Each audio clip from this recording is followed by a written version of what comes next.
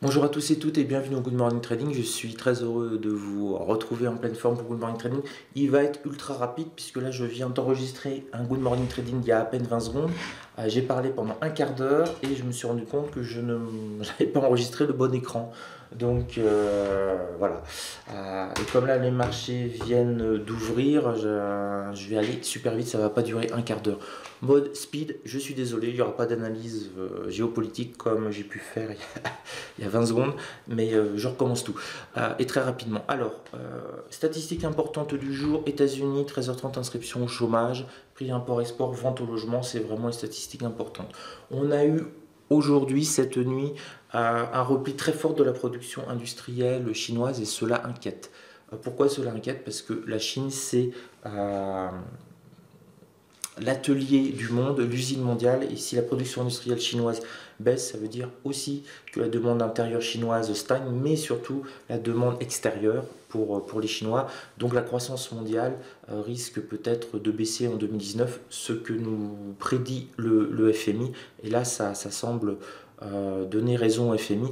Alors attention, la production industrielle chinoise n'est pas en récession, sa croissance baisse, elle est encore au-dessus de 5%. On se roulerait par terre pour avoir une croissance de 5%. Déjà 2% en Europe, ce serait la fin du monde. Donc eux, ils en sont à 5. Donc on peut se dire, bon, bah 5 c'est énorme, c'est énorme. Pour la Chine, c'est pas énorme. Je rappelle quand même que c'est un pays qui est un peu plus qu'en voie de développement maintenant, mais qui est toujours en voie de sortie, on va dire, de cette zone où la moitié de sa classe moyenne est archi pauvre et on a entre 40 à 60 millions de Chinois chaque année qui sortent de la pauvreté pour arriver en termes de niveau de vie dans la classe moyenne chinoise. Donc pour eux, ça va. Pour nous, si on vivait comme eux, ce serait pire qu'être au RSA pour beaucoup. Mais voilà, c'est l'idée qu'ils continuent à progresser, mais que 5% de croissance pour eux, c'est pas énorme. Et c'est la croissance de la production industrielle la plus basse depuis 17 ans. Donc c'est ça qui est inquiétant. La plus basse depuis 17 ans. Donc la Chine peine en ce moment. Très important, hier, les députés britanniques écartent un Brexit sans accord. Voilà, c'est pour ça que j'avais pas 10 minutes là-dessus, je vais très vite. Alors ça s'est passé à 4 voix. Tout le monde pensait qu'ils allaient écarter le Brexit sans accord, sans aucun problème. Ça s'est passé à 4 voix, donc c'était très tendu. Toujours se rappeler qu'en bourse, tout peut arriver. Là, si le Brexit sans accord avait été accepté, on aurait eu des bougies dans tous les sens. Donc on est dans une situation un peu bloquée. Là, ils vont certainement voter aujourd'hui le fait qu'ils vont reporter le Brexit au Parlement du Royaume-Uni jusqu'à fin juin pour renégocier, etc. Bon, l'Union européenne commence à en avoir comme ça, et peut-être qu'ils vont dire aux Anglais c'est ça ou rien, maintenant c'est fini. Ça fait 2 ans que l'on négocie maintenant. 2 ans, oui, ça doit être 2 ans. 2 ans que l'on négocie, c'est ça ou rien. Vous voulez partir, bah voilà. Maintenant, si vous n'êtes pas content, bah vous partez. Alors, ce sera très très difficile si on arrive à cette situation-là. Et là, ça bougera beaucoup sur les indices européens notamment. Pourquoi? Parce que là, c'est une situation où le Royaume-Uni perd et où l'Union européenne perd. On peut arriver à une partie de poker où tout le monde perd. Alors c'est impossible en poker, c'est là on se redistribue l'argent, mais là on peut arriver à ça. Donc c'est pour ça que ça inquiète. Et c'est aussi ce que joue le gouvernement britannique dans son bras de fer, qui le met finalement en position pas de force, mais en position de faiblesse beaucoup moins importante qu'on aurait pu l'imaginer. C'est que si le gouvernement du Royaume-Uni dit bah d'accord, c'est le Brexit sans aucun accord, l'économie anglaise, énorme difficulté, mais l'Union européenne aussi. Donc il faut absolument qu'ils trouvent un accord pour tout le monde. Voilà, il vaut mieux. Analyse technique. Alors, ouh là là. Bon, allez, je vais super vite parce que là, il faut vraiment que je traite. Quelle stupidité d'avoir enregistré le mauvais écran. Alors, vous voyez, j'ai un peu changé mes écrans, hein, c'est ce qui explique tout ça. Au bout de 6 mois de recherche, je vous ferai une vidéo dessus pour vous montrer l'ergonomie de ma station de trading. Alors, sur les indices américains, le Nasdaq, merci pour lui, tout va bien. Depuis qu'il a briqué le plus haut du 4 mars, il file, il file, il file, il file. Il est sur les 7300, il continue de monter. On ne voit pas de signe d'essoufflement pour le moment pour le Nasdaq qui va très bien. Idem pour le Dow Jones qui se reprend bien. Il reste légèrement au-dessus du point pivot mensuel. Là, c'est cette zone qui sera peut-être intéressante à trader, notamment si on retourne sur le point pivot hebdomadaire. C'est ce que je surveille. Si on retourne sur les points pivot hebdomadaires, on pourrait essayer de revenir sur le point pivot mensuel.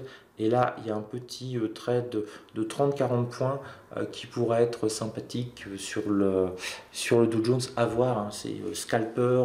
Et si ça se passe bien, on met un stop profit et on passe légèrement en day trading. Ça peut être une belle version. On voit tout de même que le Dow Jones reste encore affaibli par Boeing, hein, puisque si le Nasdaq a cassé son plus haut, on en est très loin. On a juste retracé la moitié de la baisse sur le Dow Jones. On va passer nos amis les indices européens. Le CAC 40, je vais bien, merci bien. Il arrive à nouveau sur cette zone des 5315. Je vous l'avais indiqué, la zone 5315 hier, qu'on pouvait avoir une résistance des vendeurs. Elle a eu lieu. On arrive directement dessus. Il est 9h et 2 minutes. On arrive directement dessus à 9h 2 minutes. Ça veut dire qu'il y a du monde et qu'il n'y a pas beaucoup de vendeurs. Ils vont hésiter maintenant parce que ça sera la 3e fois qu'ils défendent cette zone. Donc on pourrait monter encore sur le CAC 40 et puis les zones de défense seraient plutôt sur la résistance 1 mensuelle au-dessus, donc peut-être 5350, 5360. Mais sur le CAC 40, on n'a pas de signaux négatifs. Un petit peu plus compliqué sur le DAX, lui, il reste un peu scotché, c'est un middle R1 mensuel. On commence à avoir un triangle en formation. Là, vous voyez, si on prend les points hauts, hop, et si on prend les points en bas, hop. Donc, on risque d'avoir une sortie violente sur le DAX. On l'a vu un petit peu hier. Sur le DAX, tous les indices américains remontaient. Lui, il stagnait, et puis, foum, d'un seul coup, les vendeurs ont lâché, les acheteurs se sont engouffrés dans la brèche et on s'est mis à accélérer de manière assez forte sur le DAX parce qu'on stagnait sur les 11 530. Je le sais bien parce que j'ai été à l'achat et je suis sorti avec 1 ou 2 points et finalement on s'est mis une demi-heure après à accélérer fortement. C'était une position de day trading et j'étais un petit peu pas énervé, mais je me suis dit un peu déçu, donc je suis parti. Je suis parti me balader plutôt que faire une bêtise. Et on est repassé au-dessus des 11 600. Donc voilà. Et ce matin, on a touché pile le plus haut du mois précédent, alors vraiment à l'unité près. Et on s'est mis à repartir, à avoir un petit rebond. Donc à surveiller le DAX qui accélère à fond. Je vous laisse, je ne peux pas en dire plus. Il faut maintenant que je me mette à trader. J'ai de l'argent à gagner. Il faut juste que j'arrive à fermer. Hop. Et je vous dis à ce soir pour une autre vidéo. Ciao à vous, tradez bien, soyez prudents. Et ça se coupe pas. Pourquoi ça se coupe pas? C'est mon logiciel de reconnaissance vocale qui bloquait. Voilà. Ciao, cette fois-ci.